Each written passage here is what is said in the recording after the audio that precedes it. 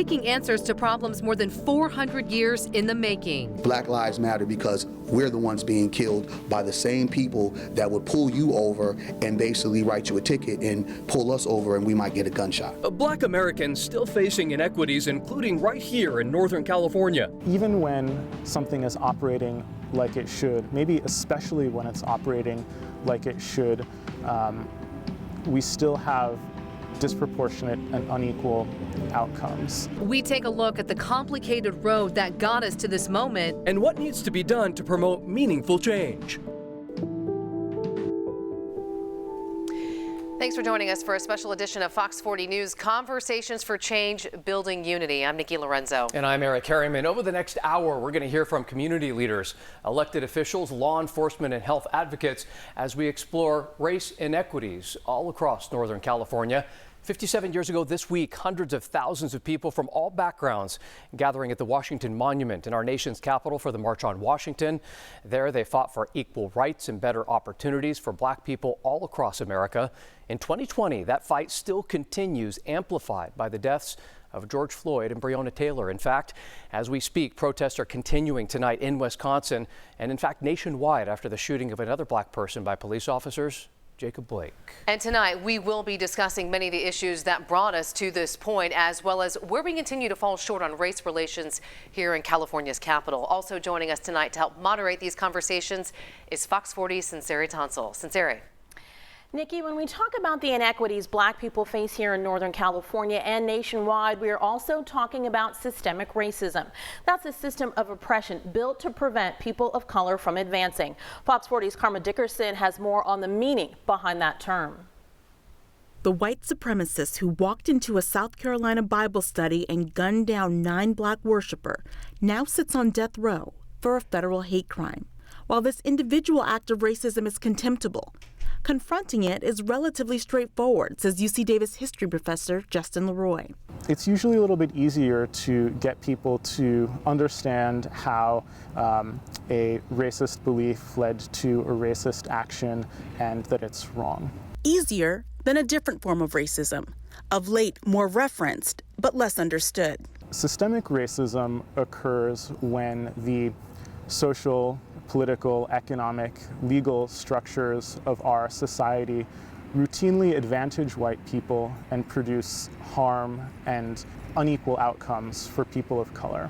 Systemic racism, also referred to as structural or institutional, simply put, isn't at all simple to explain, to pinpoint, or to prove. Systemic racism is a lot more subtle than individual racism because we can't often identify a specific individual who caused or perpetrated it. And systemic racism often originates in the normal, everyday function of society. But that doesn't mean that systemic racism is any less harmful.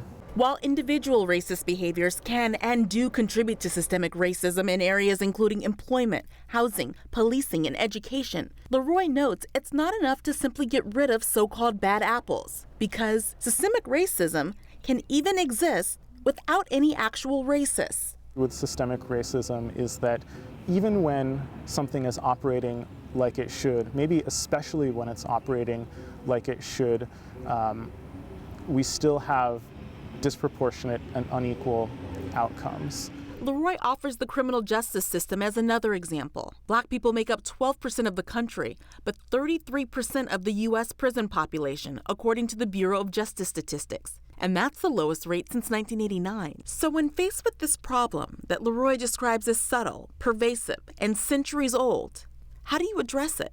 There is no simple, easy fix, but I think the place to start is to look at all areas of society where there is racial inequality and start to ask why that is. But when we do that, we should be very critical of the urge to blame disadvantaged people. In Sacramento, Karma Dickerson, Fox 40 News. Leroy also points to the situation surrounding the pandemic. Nationally, Black people are twice as likely to die from COVID-19 as white people and almost 5 times as likely to be hospitalized. Nikki and Eric, back to you. Sincere, thank you. Sacramento and Northern California are among the most diverse regions in all of the United States. But that diversity has not always translated to equal opportunities. According to data compiled at racecounts.org, among all races, Black Sacramento County residents have the lowest rate of unemployment, the lowest median household income, and are most likely to be living in poverty, least likely to be homeowners, and most likely to face arrest by a very wide margin. The disparities when it comes to African Americans here in Sacramento, they are real. And to help us explore those disparities, we have a panel of community leaders and Sacramento City Council members. All right, off we go. Behind us here, joining us tonight, Barry Axius, Mayor Pro Tem Angelique Ashby, Jamelia Land, Dr. Takoy Porter, Councilmember Jay Chenier, and Councilmember Alan Warren. Thank you all for joining us tonight. All right, so before we get this town hall started, we just want to do a little bit of housekeeping since we are in 2020 and this is a virtual setting. Guys, just remember, mute your mics, and then we will say your names first. It'll give you a couple seconds to hit that button before we call on you to answer. So that being said, take it away. All right, guys, so we have a lot to talk about. Let's get straight to it. We just heard a description of systemic racism, how it's alive not just in Northern California, not just in California, but in fact nationwide. We also talked about some of the inequities that Black people are facing at this point. So a lot of the conversation, especially based upon the last 3 months or so, has been how are we going to move on from here? But I'm going to back up a little bit and ask you, how did we get here? Barry, let's start with you. How did we get here? America has had cancer, and we've refused to solve that cancer with a real strategic methods of operation compared to continuing to have a Band-Aid put on it. So we're here because of the past, and we've never righted our past. So here we are in the present currently. All right, so now I want to bring in Mayor Pro Tem Angelique Ashby. Same question to you. How did we get here? I think that a million little cuts, right? That's how you die, by 100 million paper cuts. And in this country, and California is no stranger, and Sacramento's no different, there have been decisions made around where homes are built, where freeways are built, where schools are built, which schools get funding, where police go, where fire stations are built.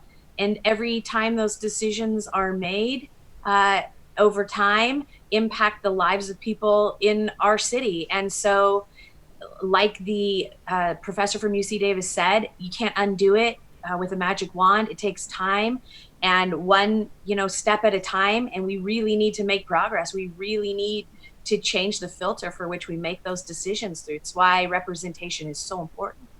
And that's a perfect segue into my next question here. Thank you, Pro Tem Angelique Ashby. Here in Sacramento County, the median household income among African Americans in the county is just under $50,000. That number is nearly $60,000 for Latinos, more than $75,000 for white people, and more than $77,000 for Asians. So, Jamelia, in your opinion, what needs to be done to promote more economic opportunities for Black Americans?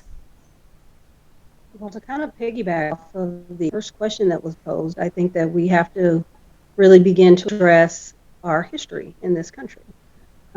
We know that for people of color in this country, our lives never had any value unless it was tied to an economic engine, such as slavery. And so we have to begin to really look at the roots of how we found ourselves being economically disfranchised from the beginning.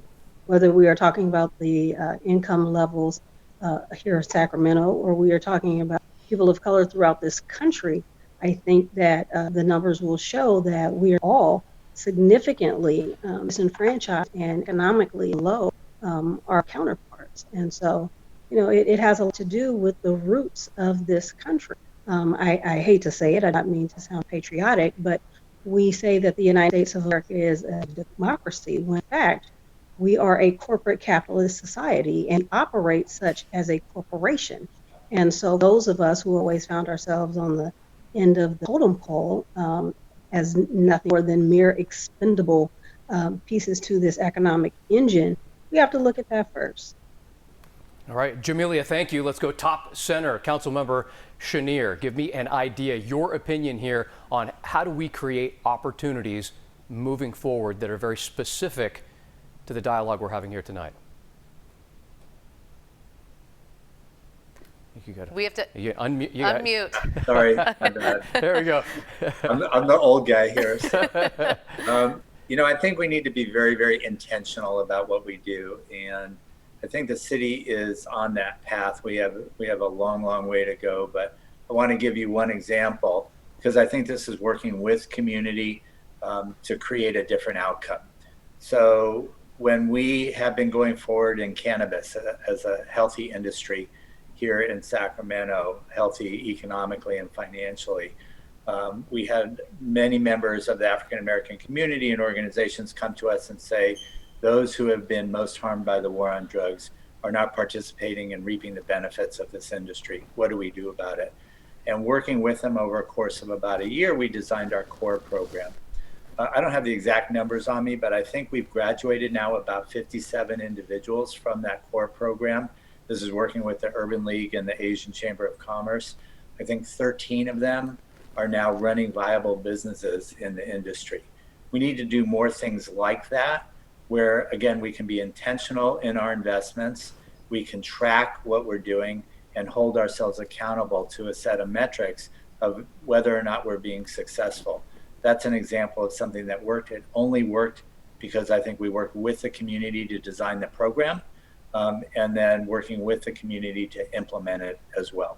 So I think there are lots of things that we can do, but again, being very, very intentional about how we go about it, what we do, and holding ourselves accountable for the results.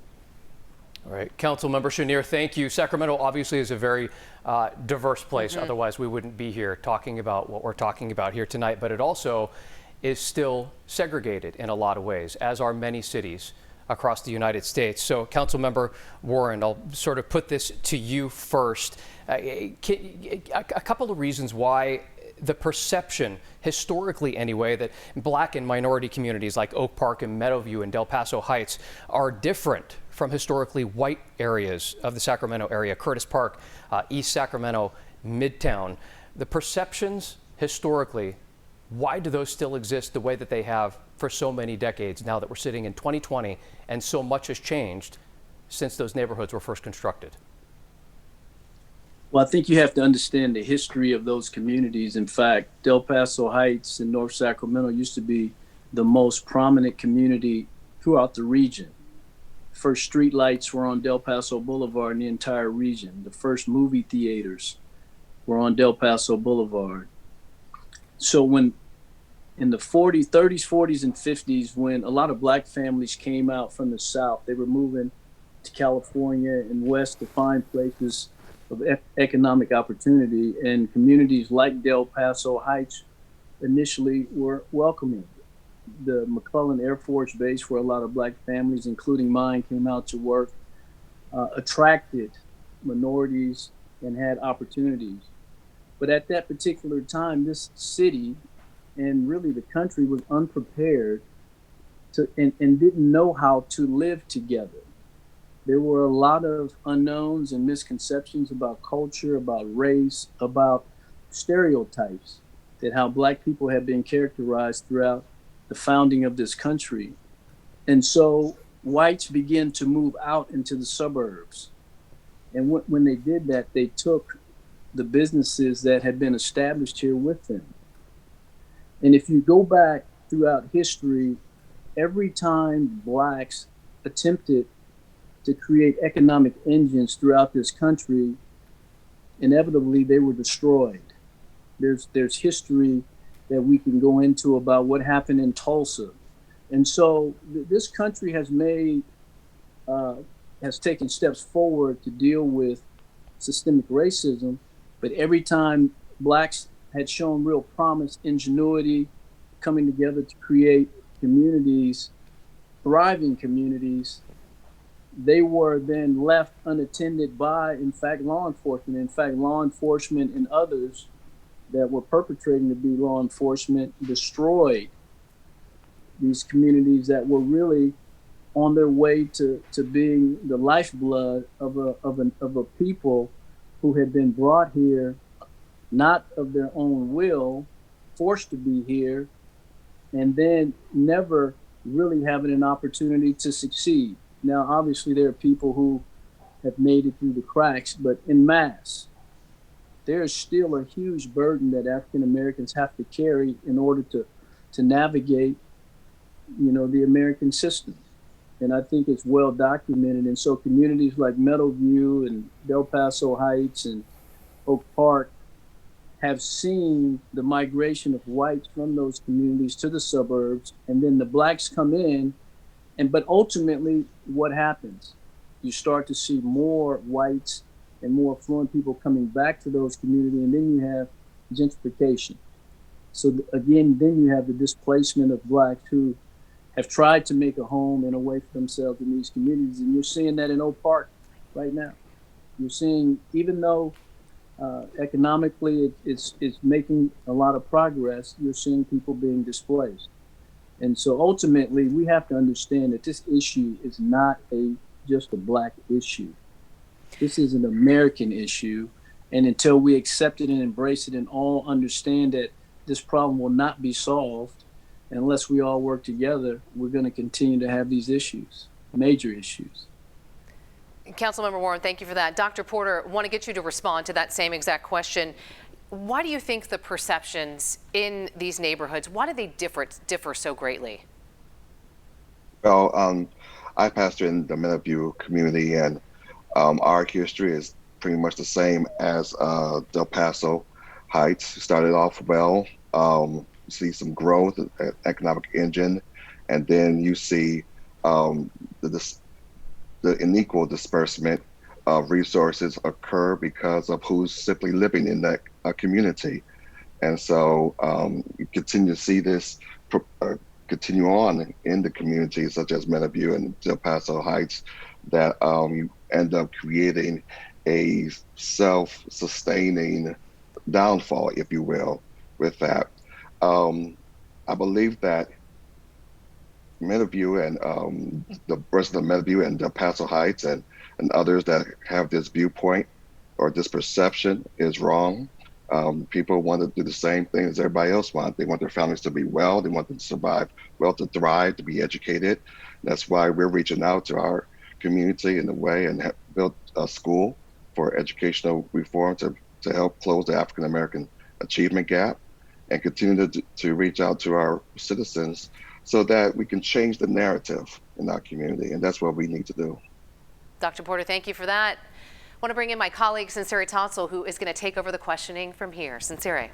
Alrighty, thanks, Nikki. Well, this summer protests sparked nationwide after the police killing of George Floyd. That death coming on the heels of the deaths of other unarmed black people, including Ahmaud Arbery and Breonna Taylor. Of course, this summer wasn't the first time situations like these have sparked demonstrations. Thousands took to the streets after Sacramento officers shot Stephon Clark to death. But this year, the protests were more widespread, touched more of the country. We want to start with Barry now.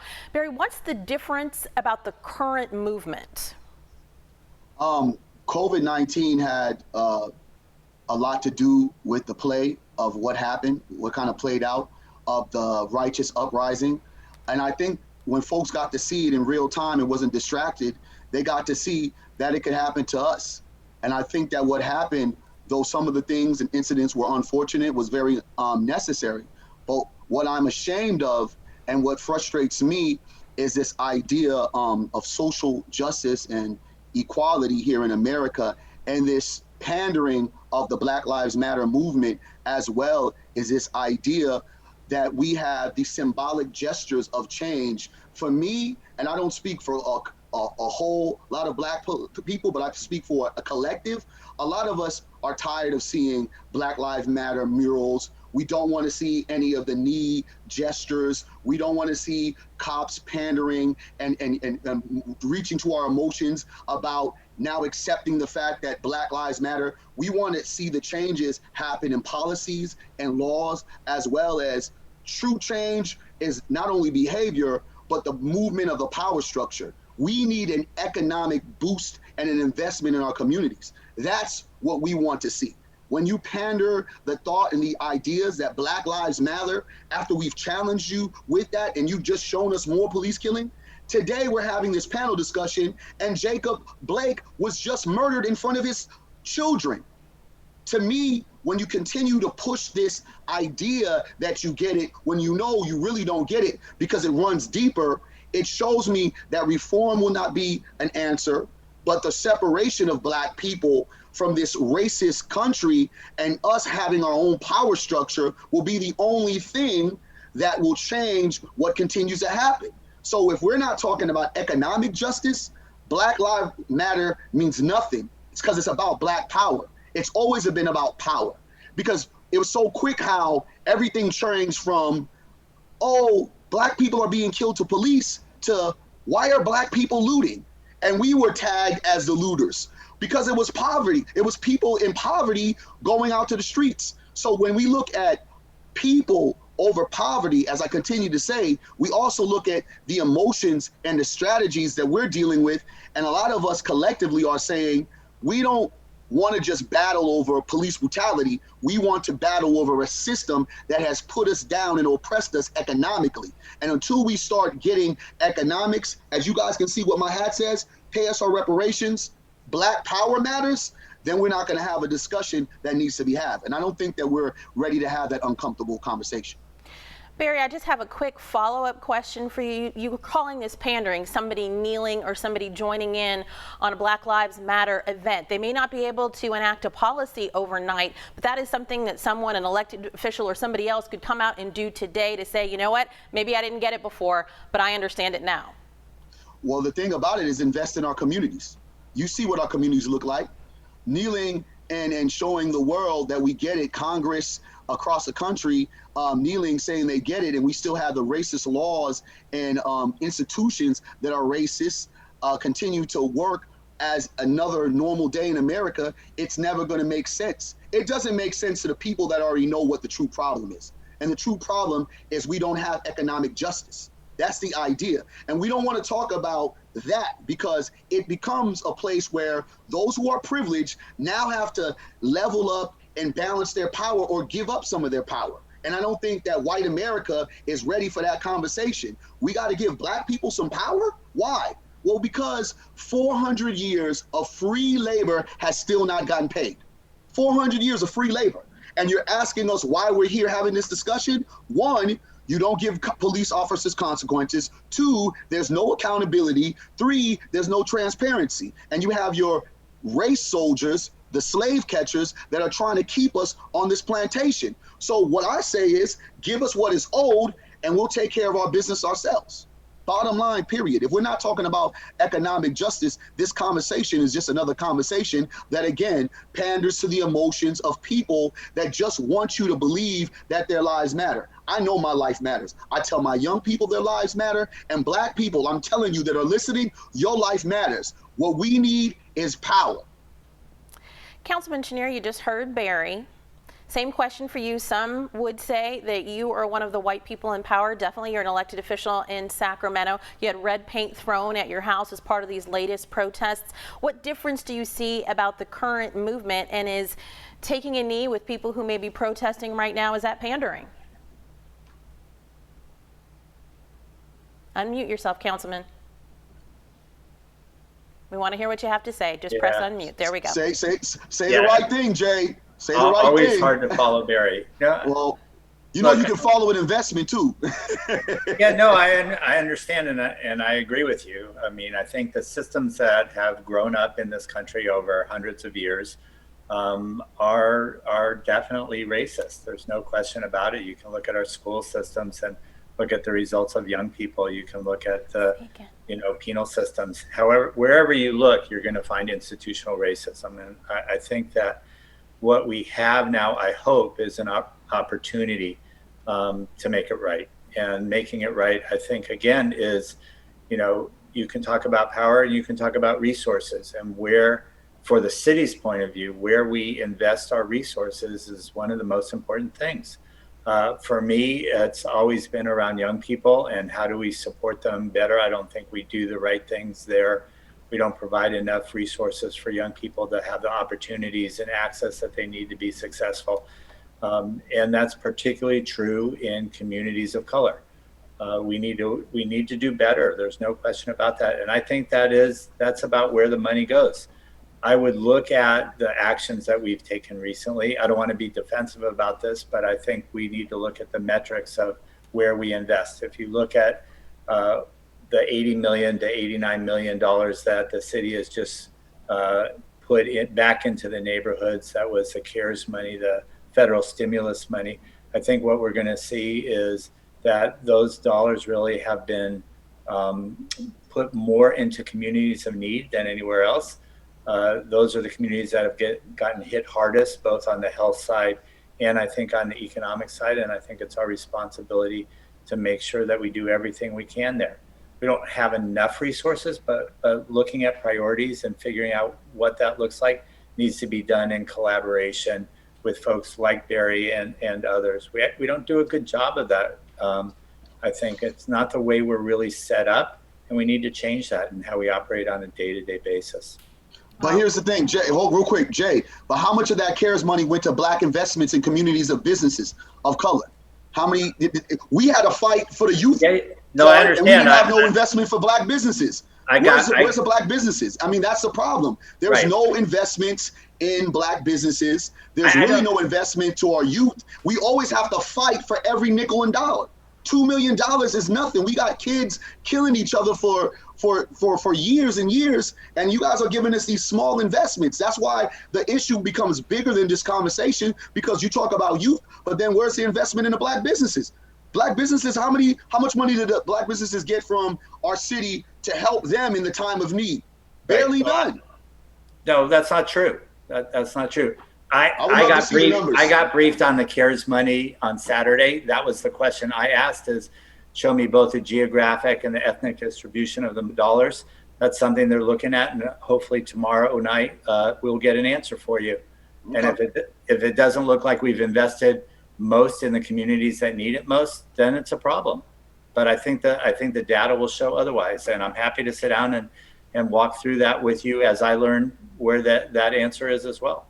And we will be happy to follow up on that particular accounting. Thank you, gentlemen. We're going to move on to our top right corner with Dr. Porter. We mentioned 57 years ago this week, the March on Washington happened in our nation's capital. That march coming during the civil rights movement, which was born in part in the church. What role does the Black church play in the current movement? Some say it's complicit in letting itself be used and giving politicians cover when they want to appear that they've reached out to the Black community. Yeah, well, the Black church historically, as we know, has led in this space of advocating for civil rights and social justice. However, I have to admit that we've become silent, in many ways. I think survival needs to do that. And so right now it's a perfect opportunity for us to show up and to speak up like we're doing right now, and to say that, hey, we're here, that our Black lives do matter, and that we should walk aside our activists and advocates and really support them in this movement. Demonstration has to lead to legislation, and instead of just speaking truth to power, we need to have power. I agree wholeheartedly with Barry on this. We need to be able to make decisions for ourselves and for our community, because nobody knows us like us. And so we need to step up, we need to show up. We have to go beyond our four walls. We have to enter into the halls of Congress and legislature, sit on city councils, and start helping make decisions that affect us. If you are not at the table, you are on the menu, and I'm tired of being on the menu for so long. We need to start helping our city help ourselves make decisions.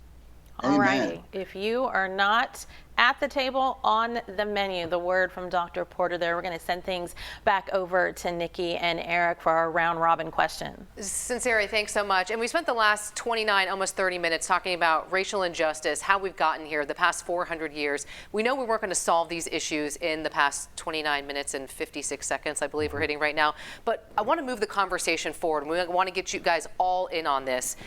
Since our time is limited, if you could keep your answers to about a minute or so, we would much appreciate that. 30 seconds, I'm being told. Okay, that's the test for you guys.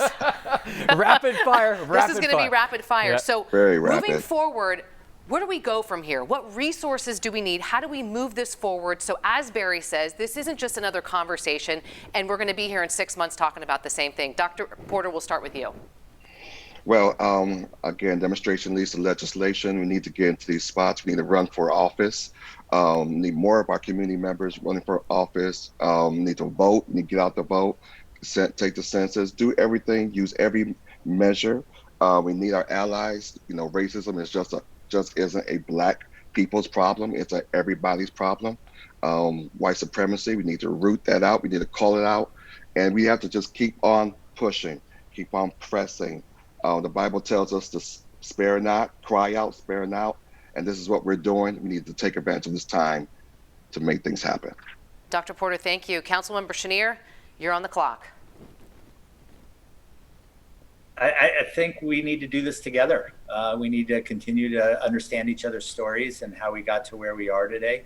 We need to work together to hold each other accountable for what we do. I think a lot of it, as Dr. Porter said, is around in the process of electing the right people, making sure we fill out those census forms, making sure that we are political and make this the priority for what we do. And I think we can, but I think we have to do it together.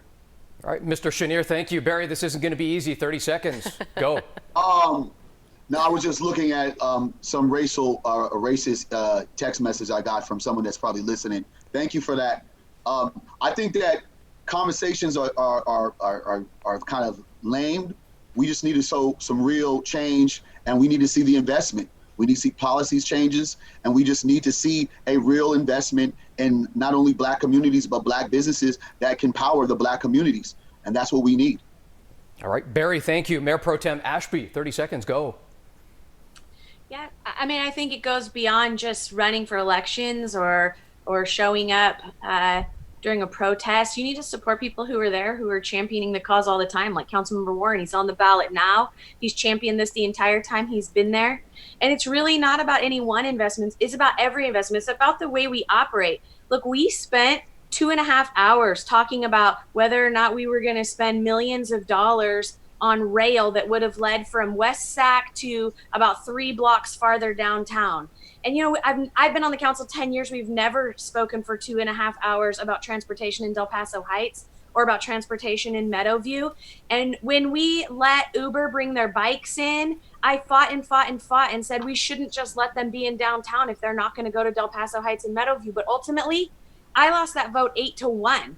Because the council didn't want to lose the opportunity to have jump bikes downtown, to fight for the rest of the city, to fight for Meadowview or to fight for Del Paso Heights. The people on this call, they know which council members are fighting, and they know which legislators are fighting. They know which ones to turn to when they need investment. And quite frankly, we just need more people like that. And we need to be vocal, and we need to not give up, and we need to fight. I fought hard to bring Breonna's law forward. Sacramento is the first city besides Louisville, Kentucky, to enact Breonna's law. Why? Because the one woman on the council brought it forward. And I'm going to say one more thing before I relinquish this.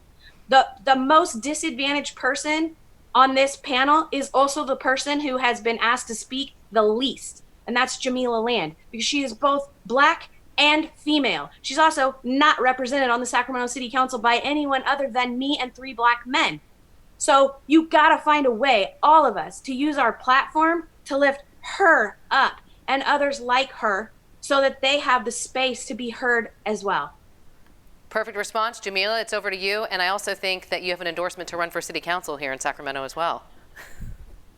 Well, first of all, I would like to thank you all for putting together this conversation. I do believe that conversations are important, but without any action, conversations are that. I'd like to thank Councilman Ashby for making note of that, because I am sitting here and I am cognitive aware of the fact that I am the only African American woman in this panel, and there have been some very poignant questions that have been posed, and there has not been ample opportunity for me to be able to chime in on them. And so I will just surmise this relatively quickly. I see that now we're in a pivotal moment in history. While people are running around tearing down statues and physical symbolic monuments of racism in the country, I believe that we should be tearing statues, that we should be looking at the legislative infrastructure. We as a country legislated our way here. by way of things as the United States Constitution, where the 15th Amendment still holds involuntary servitude, where we are still fueling the engine of mass incarceration. At the root of everything that we have talked about, one word continues to come out, and that is racism. And I would like to say my own personal theory that racism is in fact a socially constructed, psychologically indoctrinated mental health disease. And it impacts every single person that encounters it. We in this country continue to other one another. It is us versus them, whomever us may be and whomever them may be. When we can really get to a point where we see one another as human beings, we are in a effort to our humanity right now. And in regards to the economic empowerment that Barry speaks of, I am in agreement that there must be a level of accountability and economic empowerment for us. But I'm going to take it a step further and say that when we begin to talk about economic empowerment within the African American community, and I'm only speaking from my own personal experience, some of you know that I've coined a phrase here for Sacramento, some of the nonprofit space, I have affectionately come to call echo chambers of, because I find that it is the same people at the table with the same rhetoric doing the exact same things over and over again, yet they're not actually implementing any sustainable, duplicatable changes. And so I think that, this is a multifaceted conversation. But what I'm more interested in is what are we going to do to actually begin to look at problems that we have? Because we can continue to go back and forth and stall, and at the end of the day, what's really being done? I'm looking at conversation that I've been having with people lately in regards to COVID-19, all of the things that it brought about, whether it's encounters, law enforcement, or domestic violence issues. And there's a recurring conversation I hear in the American community, and that is, well, we just need the funding to be able to take care of ourselves. We can do this on our own. We do not need law enforcement. We do not need this. We do not need that. And I pose a question oftentimes.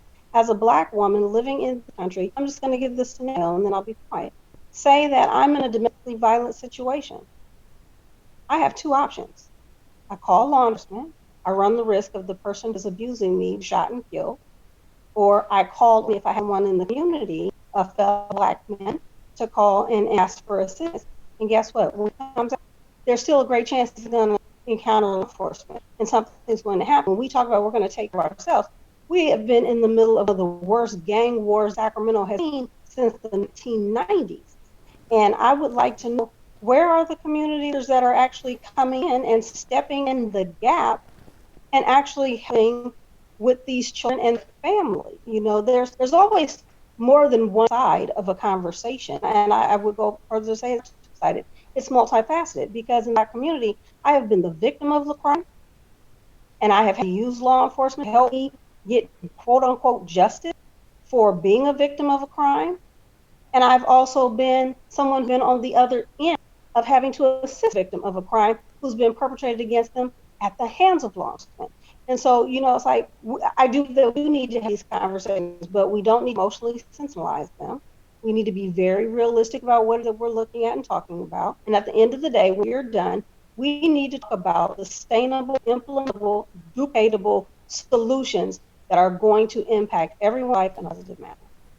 Jamelia Land, thank you so much. Councilmember Warren, you are the last one to end our panel discussion tonight. You're on the clock. Well, let me just say that this country has not shown the political will either at the national level, the state level, or local level to really implement the kind of changes that we need to change the condition of Black people and other affected people in this country. We have had opportunity after opportunity after opportunity to move this country forward, and we have failed to do so. This country has a tremendous wound that is not healed, and until we deal with the past, we're going to be trapped in it. Every time something happens, it will escalate. And so, I think we have to link hands with people like mind, like heart, like spirit. And sometimes that will be people other than people of your own ethnic race. Anytime we've seen seismic shifts in this country, you've seen a cross section of people of colors and religions and faith working together to move the needle. I just got back, in fact, earlier today from a trip to Utah, of all places, meeting with leaders in Salt Lake City, talking about this very issue. And think about, here I am, a black man from Del Paso Heights. I was invited to go to Salt Lake City, Utah, which is one of the most homogenous places in the country, to talk about this very issue. And believe it or not, there are people that want to help us. Sometimes they look like us and sometimes they don't. And we have to be open and honest in our discussion. And we have to not be afraid to deal with these very sensitive issues. There are people in this space that are tired of generation after generation after generation having to deal with this same issue. And they're not just blacks, because sometimes whites have to deal with these issues and get blamed for some of the things that their forefathers may have done. And so when I say this is not just a black issue, it is not. This is an American issue. This is something that we need to recognize, that until we deal with these inequities, and they happen to be primarily in the African American community right now, this country will never heal from its past. We have to take that major step in understanding that black people have paid the price to be full citizens of this country. And it's time that we recognize that there are issues from the past that are still affecting us as we move into the future. And so, I think obviously this discussion is a much longer discussion. There are a lot of things I think all of us would like to say, and I'm hopeful that we will continue this dialogue, but more importantly, we will act and we will get the political backbone to make these very difficult decisions. All right. Councilmember Warren, thank you. I so wish for each one of you that the time cues could have been 30 minutes and not 30 seconds. Exactly. Each of you brilliant. Doesn't necessarily have to agree, but each of you brilliant. And thank you all for taking some time tonight to give us your take on what's happening here in Sacramento. Hey, so quick question from all you guys. Request. We want to continue this conversation and make sure that action happens. So can I get you guys to commit to having this conversation in a couple months, see where we are, and just see how we can make our community better? Yes. Sure. All in. Jamelia, and I'll start with you the next time, I promise. You'll be right off the top. Thank you so much, guys. We really appreciate it. All right, coming up next. All right, a little bit right after the break, we're going to be talking for some calls for defunding police departments across the nation. We have discussed it a lot nationwide, not just here in California. It's a practice that's already, in fact, been put in place in Stockton, but not because of racial inequality, but because of bankruptcy. We're going to talk to Mayor Michael Tubbs and Stockton Police Chief Eric Jones about the reforms that are taking shape within that city. Stay with us. Right after the break, we'll be talking with them.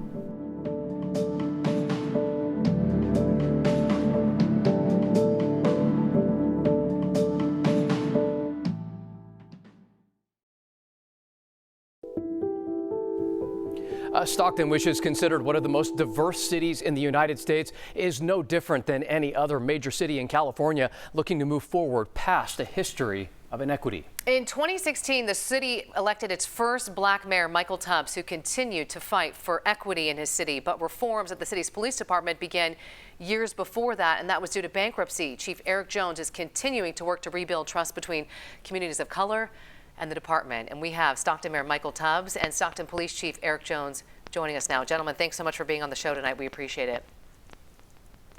You're welcome. Okay, so I just want to talk about working together. You've seen a lot of cities across the country. I'm going to just pick Seattle out right now, where you see City Hall and the police department not in unison. For a city like Stockton, the most diverse city in America, I want both of you to respond to this, but Mayor Tubbs, I'll talk to you first. I'll ask you this first. How important is it that City Hall and the police department and leaders of those entities be in unison, be a united front? It's a great question. I think if you look at the success we've had in Stockton, not to say we're perfect, but we have led the state in declining officer-involved shootings. We have been leading the nation in procedural justice and implicit bias training. But a lot of it comes from alignment of leadership. So I think I tell people all the time, I'm lucky to work with the best police chief in the country, and we support each other. And that doesn't mean we always agree. That doesn't always mean we agree on the pace or what should be done. but it does mean we agree on a couple fundamental things. Number one, that Stockton Police Department has to work for everyone. Number two, that Stockton Police Department can always improve. And that number three, all lives can't matter until Black lives matter. So we have to make an extra effort to make sure that parts of the community, particularly the Black community that has been over-policed and has experienced harms at the hands of law enforcement, are part of the solution in getting better. So I think that alignment of leadership and that mutual support has helped us kind of make some of these reforms. Chief Jones, I posed that question to you. Your response? Thank you. I think we need to look at this policing and having these very difficult conversations about race reconciliation, race relations. We have to have these conversations head on, straight on, and it's not a partisan issue. And I always look at it this way, and this is why the city council, the mayor, the city manager, Harry Black, and we all are on the same page and moving. We've done a lot of great police changes, policy changes, but we're moving forward in some new ways, which I'm sure we'll talk about in a moment. But I think it comes down to, if we all can agree on two things, which is shared public safety, we want a safer environment for everybody, and we want to reduce the amount of negative encounters between police and our community. We can all sit at the table and we can all move this issue forward. All right, Chief Jones, Mayor Tubbs, don't go anywhere. We have so much more to talk about. We've got to take a quick break to pay the bills, and we'll be right back here with more of that interview.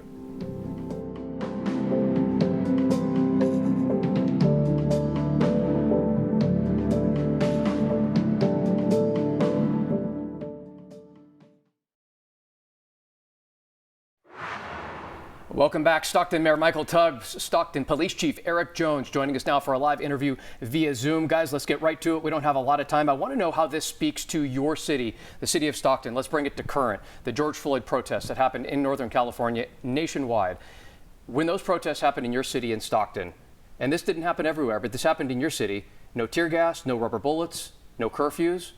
How does that speak in a broader sense to what's going on in Stockton, both at a police level and a political level? Let's start with you, Chief. Thank you. You know, when it comes to protests, we're absolutely about voice, demonstration, First Amendment rights. And I think what I'm so proud about is both the actions of our police department, striking the right level so we're not over-policing a demonstration. However, we're also not going to allow rioting and looting and property damage and violence. But really, I'm just so proud of not just the police department and men and women of the police department and the way they handled that. But I think it's important to give credit to our community. We had community leaders, some new leaders that I'd never met before, but I got a chance to, community activists and advocates that really were about giving their voice without getting these demonstrations turning into riots. And really what that says is trust. It's trust between the community and the department. It's trust, it's an ongoing relationship, it's mutual accountability, it's about us all working together. And I would say that one word is trust, absolutely. And it's something we always have to work on. It never ends. Mayor Tubbs, your response to that on the trust. Yeah, absolutely. I think it goes to the point that if you're trying to build trust when a protest happens, it's probably too late. And we do this work with cameras, without cameras, in season and out of season, and are in constant communication with folks who are organizing. Because we know when people are organizing or they're protesting, they're not trying to harm anything. They want us to be better. They want our police department to be better. They want our city to be safer. So I think, as the chief said, to the folks on the streets, the protesters, the way they held space, and they also made way for dialogue with myself, with the chief and others. And again, I think it just goes to the point of having sort of alignment in leadership. The fact that the mayor and the police chief weren't saying different things, or the city manager, that we were on the same page, that there was no benefit in rubber gas, there was a tear gas or rubber bullets or curfews. And at Stockton, we could do things differently. We can protect the value of life. We could allow people to protest, but we can also trust our community to not harm the community that they live in. And I think I'm so proud of the community, from the folks protesting, but also to our officers who showed restraint while policing during that time. All right, Mayor Tubbs, thank you so much for your time tonight. Also, Police Chief Eric Jones in Stockton, thank both of you, or thank you to all of us here at Fox 40 for making some time for us tonight to talk about something so important to your community and every community in California. And we continue our show online now. Sincere Tonsel will be doing a live interview with Dr. Flojan Kofer about the inequities experienced during the pandemic specifically. Thanks for joining us tonight. Again, that continues at fox40.com. We'll see you back here at 10.